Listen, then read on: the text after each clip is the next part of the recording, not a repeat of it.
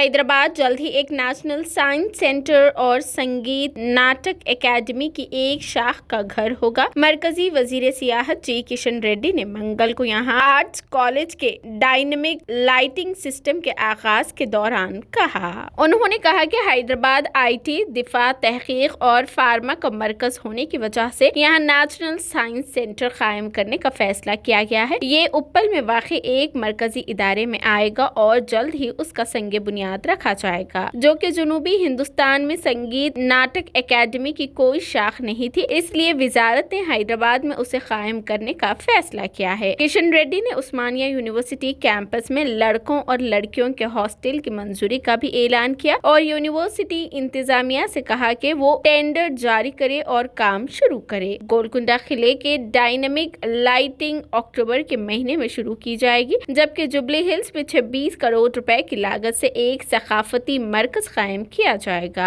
MLC Surabhi वानी देवी और AVN Reddy और UVC professor D Ravinder, registrar professor P Lakshmi Narayan के अलावा दीगर ओहदेदारों ने इस तकरीब में शिरकत की। दरअसल पुलिस ने चंद तलबा को हिरासत में ले लिया जब वो एक सरकारी प्रोग्राम में BJP की बैनर्स और फ्लेक्सियों के खिलाफ एहतजाज कर रहे थे।